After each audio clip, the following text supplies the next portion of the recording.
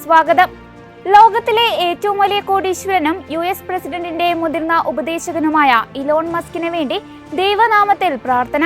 Green ബേയിൽ ഏകദേശം 2000-ഓളം ജനക്കൂട്ടത്തിന് നടുവിലാണ് അജ്ഞാതനായ വചന പ്രഘോഷകൻ മസ്കിന്റെ അനുമതിയോടെ പ്രാർത്ഥന നടത്തിയത്.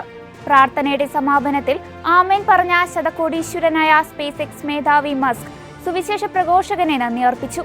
പ്രാർത്ഥന മനോഹരമായിരുന്നുവെന്നും സത്യമായും നമുക്ക് ദൈവിക സംരക്ഷണം ആവശ്യമാണെന്ന് താൻ കരുതുന്നുണ്ടെന്നും മസ്ക് കൂട്ടിച്ചേർത്തു. ഏപ്രിൽ മാസത്തെ ഫ്രാൻസിസ് മാർപ്പാപ്പയുടെ പ്രത്യേക പ്രാർത്ഥനാ നിയോഗം പ്രസിദ്ധീകരിച്ചു.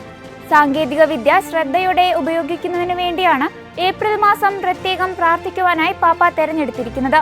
സാങ്കേതിക വിദ്യ ദൈവം നമുക്ക് നൽകിയ ബുദ്ധിശക്തിയുടെ ഫലമാണെന്നത് സത്യമാണ്. പക്ഷേ നമ്മളത് നന്നായി ഉപയോഗിക്കണമെന്ന് പാപ്പ പറഞ്ഞു. അതേസമയം ശ്വസിക്കുകയും ചിരിക്കുകയും കരയുകയും ചെയ്യുന്ന ആളുകൾ നമുക്ക് ചുറ്റുമുണ്ട്.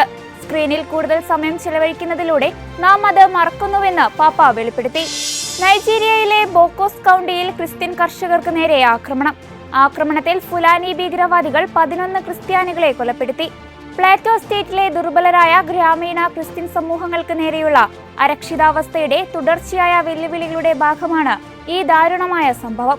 മരിച്ചവരിൽ ഒരു ഗർഭിണിയായ സ്ത്രീയും അവരുടെ ഭർത്താവും 10 വയസ്സുള്ള ഒരു പെൺകുട്ടിയും ഉണ്ടായിരുന്നു. 87 വയസ്സുള്ള സമുദായ മൂപ്പനെ ആദരാഞ്ജലി അർപ്പിക്കാൻ ജനങ്ങൾ ഒത്തുകൂടിയപ്പോഴായിരുന്നു ആക്രമണമെന്ന് പ്രദേശവാസികൾ പറഞ്ഞു. ക്രൈസ്തവ വിശ്വാസത്തെ അവഹേളിക്കുന്ന സിനിമകൾ അടുത്ത കാലത്തായി വർദ്ധിച്ചു വരുന്നു.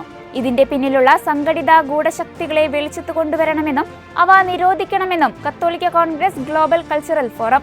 ഇവയുടെ ഫണ്ടിംഗ് കേന്ദ്ര സർക്കാർ കൃത്യമായി അന്വേഷിക്കണമെന്ന് കത്തോലിക്ക കോൺഗ്രസ് ആവശ്യപ്പെട്ടു. അതേസമയം എമ്പുരാൻ എന്ന സിനിമയിലുടനീളം ദൈവത്തിനു മുകളിൽ സാത്താനെ പ്രതിഷ്ഠിച്ചിരിക്കുകയാണെന്നും യോഗം വിലയിരുത്തി.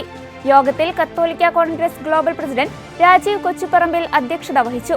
Director Father Philip Kaviyil, general secretary doctor Joskutty J Ozhukayil തുടങ്ങിയവർ പ്രസംഗിച്ചു. ജബൽപൂരിലെ അക്രമത്തെ CBCI അപലപിച്ചു. സ്വാതന്ത്ര്യ സമരത്തിലും രാഷ്ട്ര നിർമ്മാണത്തിലും നിർണായക പങ്കുവഹിച്ച ക്രൈസ്തവ സമൂഹം നിരന്തരമായി അക്രമം നേരിടുകയാണെന്ന് CBCI പുറത്തിറക്കിയ പത്രക്കുറിപ്പിൽ വ്യക്തമാക്കി.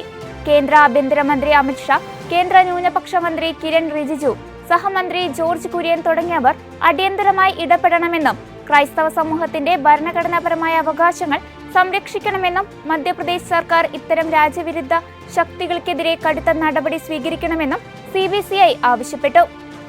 ഇതോടെ ചർച്ച അപ്ഡേറ്റ്സ് പൂർണ്ണമാകുന്നു. നന്ദി.